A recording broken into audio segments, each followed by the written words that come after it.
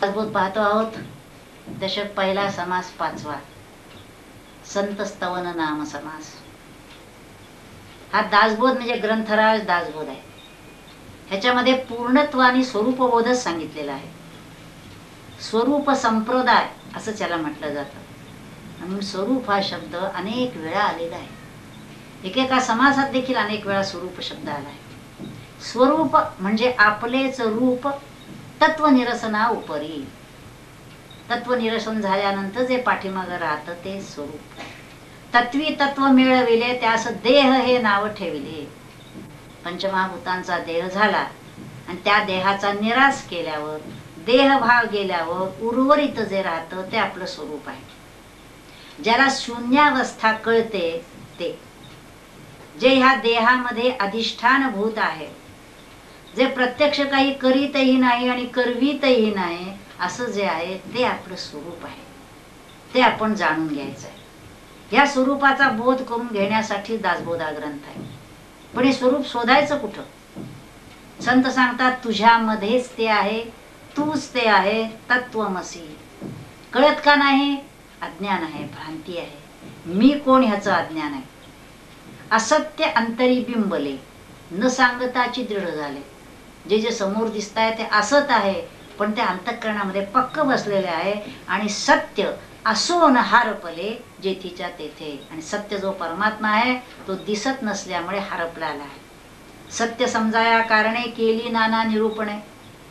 संतांनी ग्रंथ लिहिले, प्रवचने केली सत्य कळावं म्हणून, तरी उठे ना धरणे असत्याचे. पण असत्याचं धरणं जे काही उठत नाही आहे. ऐकत असताना, निरूपण कानावर पडत असताना क्षणभर बोध झाल्यासारखं वाटतं, पण निरूपणातून उठला की पुन्हा ते असत्य जे आहे तेच पुन्हा दृढ बसतं आणि त्याचेच विचार पुन्हा सुटतात. जे आहे ते लुप्त झालं आणि असत्य दृढ झालं, आणि त्यामुळेच आपण आपल्याला हरवलो आहोत असं म्हणतो. वेदे प्रकाशिले सर्वही. वेदाने सर्व काही सांगितलेलं आहे, पण तरी देखील वेदांना वस्तू दाखवता येत नाही. त्याचं कारण त्याच्या अधिष्ठानावरच वेद आहेत. माणसाची देव चालवी अहंता, मीची एका करतो म्हणून ये. जेव्हा आपण मी हे करतो असं म्हणत असतो, ती अहंता देखील परमात्मा म्हणजे वस्तूच चालवत असते. त्याच्या अधिष्ठानावरच तो मी मी असं बोलत असतो. त्याचाच प्रकाशामुळे सर्व काही प्रकाशित होतो. म्हणून इतर कोणतीही वस्तू त्या सद्वस्तूला प्रकाशित करू शकत नाही. वेद नाहीत, देव देखील नाहीत. आणि ही जी वस्तू आहे ही कुणी कुणाला एखादं उचलून गाठोडं द्यावं असं द्यायचं नाही आहे. हे ज्याचं त्यांनीच मिळवायचं आहे. एका ठिकाणी म्हटलं हे मोक्षाचे गाठोडे कुणी कुणाला द्यावं असं नाही आहे. फक्त संत मार्ग दाखवतात, चालायचं ज्याचं त्यांनीच आहे. चलना तो आप ही है, हम तो शायद मार्ग बताएंगे. हम मार्ग दाखवू, पण चालणं तुम्हीच करायचं. उद्धरेत आत्मना आत्मानं, भगवंतांनी सांगितलेलं आहे. तो मार्ग सांगतात. आणि म्हणून देवापेक्षा सद्गुरू मोठे असं म्हटलेलं आहे. आणि मग ह्या ठिकाणी भगवंतांचा उपयोग नाही, सद्गुरूंचाच उपयोग आहे. म्हणून तेची वस्तू संत संगे स्वानुभवे कळवू लागे असं म्हटलंय. संतांनी ती वस्तू दाखवली, आपल्याला कळणार कशी? ती मिळाली म्हणून. स्वानुभवे, आपणच त्याचा अनुभव घ्यायचा आहे. नुसतं बोलणं नव्हे, परोक्ष ज्ञान नव्हे, तो अपरोक्ष अनुभूती घ्यायची आहे. हा स्वानुभव जेव्हा येईल तेव्हा तो सांगतो त्या ठिकाणी की माझ्या लक्षात आलं, मला कळलं. आणि असं जर कळलं असेल तर त्याचं सगळंच वर्तन बदलून जातं. तो नम्र होतो, प्रेमळ होतो, आग्रहीपणा सुटतो, अहंकार संपतो. सर्वच्या सर्व गोष्टी परमेश्वराच्या कृपेने चालले, त्याच्या शक्तीनं चाललेल्या आहेत अशा तऱ्हेचा त्याचा बोध असतो. आणि सद्गुरूंच्या भगवंतांच्या सूत्रानुसार तो चालत असतो. कळसूत्री बाहुली असती तशी. अशा तऱ्हेचं त्याचं एक मोठं लक्षण आहे. 24 तास त्याच अनुसंधानात असतो. पण ही संत संगतीत वस्तू ही जरी कळत असली तरी संत संग मिळणं कठीण आहे. तो अत्यंत अगम्य आहे, अमोघ आहे, दुर्लभ आहे असं संतच सांगतात. त्याचं कारण संत काय असे गल्लोगल्ली मिळणारे नाहीत, क्वचित कुठंतरी असतात. कारण 100 संत आहेत असं जरी वाटलं तरी त्यांच्या जवळ गेल्यानंतर लक्षात येतं की अरे हे संत नाहीत. त्यामुळे वस्तू जशी म्हणतो चकाकणारी, all that glitters is not gold. जे चमकतं आहे ते सोनं नव्हे. किंबहुना चमकत असतं आणि त्यामुळे आपण भुरळ पडते आणि मग लक्षात येतं. आणि खऱ्या संतांचं लक्षण असं असतं की पहिल्यांदा जरी लक्षात आलं नाही तरी जसं जसं आपण त्यांच्या जवळ जायला लागतो तसं तसं मोठेपण आपल्याला कळायला लागतं. विशेषतः आपण साधना करायला लागलो की त्यांचं मोठेपण आपल्याला कळायला लागतं. त्यांचा बोध काय आहे, त्यांची कर्म कशा प्रकाराने चालली आहे. संतांच्या जवळ कोणताही विकार नसतो. काम, क्रोध, मत्सर, दंभ, अहंकार नसतो. पण बहुतेक साधक जर असेल, प्रवचनकार असेल, हरिभक्त जर असेल तर त्याच्याजवळ अहंकार विलक्षण. मीच काय तो प्रवचनकार आहे, मलाच काय ते सगळं कळतं आहे, मीच सर्वापेक्षा शहाणा आहे. त्याला कुणी काही म्हणायची सोय नसते की लगेचच्या लगेच त्याचा अहंकाराचा पुंज जो असतो तो उफाळून येतो. आणि म्हणून प्रवचन करणं, ग्रंथ वाचणं ह्याच्याने मनुष्य संत होत नाही किंवा ती वस्तू सापडत नाही. पुष्कळ वेळा असं म्हटलंय, हरिदास आणि विरक्त, ज्ञानी आणि प्रेमळ भक्त ही अपूर्वता आहे असं म्हटलंय. ज्ञान झालं की ज्ञानाची वृक्षता येते. हरिदास असला सर्व सांगतो पण विरक्ती नाही, तो उलट पैशाच्या मागे लागतो. किती पैसे देणार म्हणजे प्रवचन, किती हजार, खाण्यापिण्याची व्यवस्था काय आहे, इतरांची व्यवस्था काय आहे, म्हणजे वस्तुतः जे निरोप्याचं काम करायचं आहे. भगवंतांचा बोध जो आपल्याला मिळाला आहे तो लोकांपर्यंत पोचवण्याचं काम करायचं आहे आणि त्याच्यातला आनंद मिळवायचा आहे. त्याच्याऐवजी पैशाला ते विकलं जातं. असं जर असेल तर त्याला संत नाही, साधक देखील म्हणता येत नाही. म्हणून फार सावधपणाने राहायला लागतं साधकाने सुद्धा.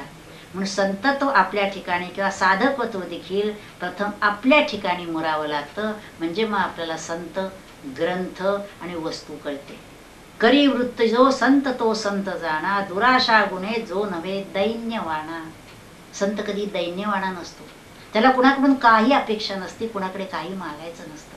त्याला असं काही मिळालेलं असतं की त्या आनंदात तो असतो आणि त्यामुळे दैन्यवाणा स्थिती नसते. आणि एखादा खूप श्रीमंतही असेल पण दीनवाणा असतो, तर काहीतरी सारखं पाहिजे असतं. आणि हा संत असतो तो सर्वांच्यावर प्रेम करणारा, दयाळू, कृपाळू. त्यांच्या कृपेला मर्यादाच नसते.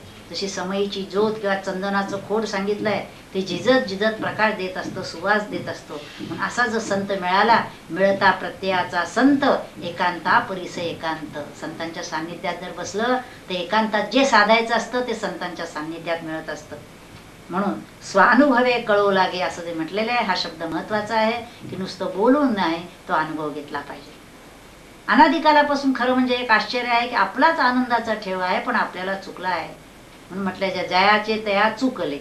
काय झालं ते, बाहेरच्या मीनं ग्रासलेला आहे त्यामुळे आतला मी आच्छादित झालेला आहे, त्याला प्रकाशित करायचं आहे. म्हणून तेच वस्तू स्वानुभवाने कळू लागे असं समर्थ म्हणतात.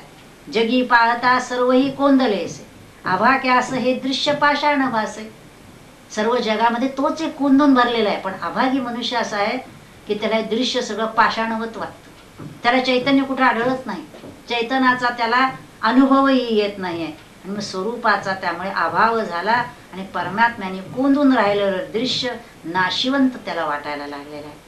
आणि अज्ञानी माणसाला मात्र सर्व चैतन्य रूप आहे असं दिसतं.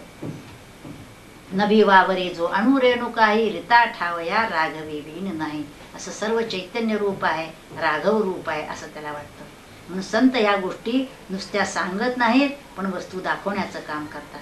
विचित्र कळा ये मायेची परी ओळखी न संगवे वस्तूची, मायातीता अनंताची संत सोये सांगती. या मायेची विचित्र कळा आहे. सर्व जग मायेने आवृत्त आहे. प्रत्येक गोष्ट मायेमध्ये येते. जे जे काही घडतंय असं आपण बघतो ते सगळं मायेमध्ये आलेलं आहे. पण त्याच्यातून बाहेर पडण्याची बुद्धी होत नाहीये, हेच दुर्दैव आहे. म्हणून अशी जी माया आहे ती माया देखील अत्यंत प्रभावी आहे. कारण भगवंताच्या दोन माया सांगितल्या, त्याच्यामध्ये एक जी माया आहे ती माया भगवंताची अचिंत्य शक्ती आहे. त्या अचिंत्य शक्तीनं सगळं विश्व रचलेलं आहे आणि ती माया भगवंताच्या स्वाधीन असते.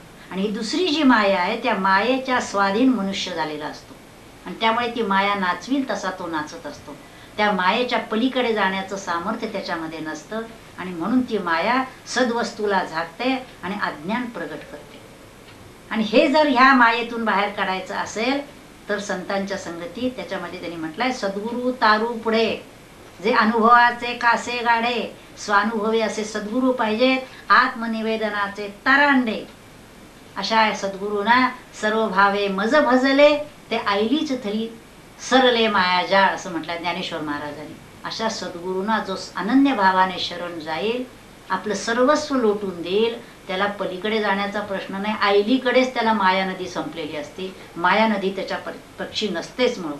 आणि म्हणून संतांच्या जवळची जी प्रबोध शक्ती असते त्यांनी ते सगळ्यांना हा बोध करत असतात. ही प्रबोध शक्ती येते कुठून? त्यांची साधना आणि बोलण्यासारखे चालणे. जे जे काही बोलत असतात, सांगत असतात, तसं त्यांचं आचरण असतं. साहजिकच त्यांच्या सर्व इंद्रिय ही तेजस्वी झाली असतात. ते मुखातून बोलतील तसंच होत असतं. वस्तुशी वर्णिले न वचे तेची स्वरूप संतांचे. ज्या वस्तूचं वर्णन करता येत नाही असं आपण म्हणतो, तेच संतांचं स्वरूप असतं. आणि त्यामुळे संतांच्या स्वरूपाचंही वर्णन आपल्याला करता येत नाही. काही चमत्कार संतांच्या जीवनात झालेले दिसतात. संत चमत्कार करत नाही, चमत्कार होत असतात. खरा चमत्कार हा असतो की संतांच्या संगतीत जाऊन व्यक्ती पालटून जाते. कैच्या कैरीचा जसा आंबा व्हावा तसं जर एखादी व्यक्ती त्यांच्या सान्निध्यात राहिली तर त्याच्या देह मनबुद्धी संपूर्ण पालटून जाते आणि अतिशय एक आदर्श जीवन त्याचं निर्माण होतं की बाकीच्यांनी त्याचं अनुकरण करावं आणि त्याच्या सान्निध्यात आनंदाची प्राप्ती करून घ्यावी. म्हणून संतांचं हे कार्य हेच सांगितलेलं आहे की प्रेम भक्तिभाव वाढवणं, नाम वाढवणं आणि अनेक दरिद्री जीव नृपती केले असं त्यांनी म्हटलंय. ते ज्या आनंदात बोधात असतात त्याचं वर्णन करणं अवघड आहे. तरी देखील समर्थांनी आता पुढच्या ज्या ओळ्यामध्ये संतांचं वर्णन केलं आहे. संत आनंदाचे स्थळ, संत सुखची केवळ, नाना संतोषाचे मूळ ते हे संत. आनंद पाहिजे संतांकडे बघा, सुख पाहिजे, समाधान पाहिजे संतांच्याकडे बघा. कारण संत स्वरूप मुळातच ते झालेले असतात आणि स्वरूप हे आनंद रूप असल्यामुळे संतांचं रूप हे आनंद रूप आहे. म्हणून असे संत आधी भेटत नाही आणि भेटले तरी सोडू नयेत. जर कुणी सोडले तर त्याच्यासारखा दुर्दैव कुणी नाही. म्हणून संतांचं वर्णन ज्ञानेश्वरांनी देखील केलं आहे. ते चालते ज्ञानाचे बिंब, ते आनंदाचे अनुकार, चंद्रमेजे अलांछन, अशा अनेक प्रकाराने संतांचं वर्णन केलेलं आहे असं आपल्याला दिसेल. जगात सगळ्या गोष्टी मिळतात पण आनंद मिळत नाही. तो आनंद मिळवून देण्याचं काम संत करत असतात कारण ते स्वयं आनंद रूप असतात.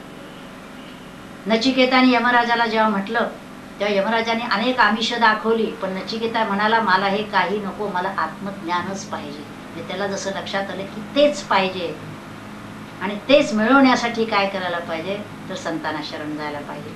जी वस्तू दिसत नाही, मनाला भासत नाही, जे वस्तू दृष्टीस दिसेना मनासही भासेना, संगत त्यागे वीण येना अनुभवासी.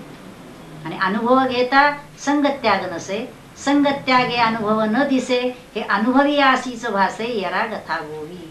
अतिशय महत्वाच्या ओव्या आहेत. त्या काय म्हणतात, जी वस्तू दिसत नाही भासत नाही ती जर अनुभवायची असेल तर संगत त्याग झाला पाहिजे.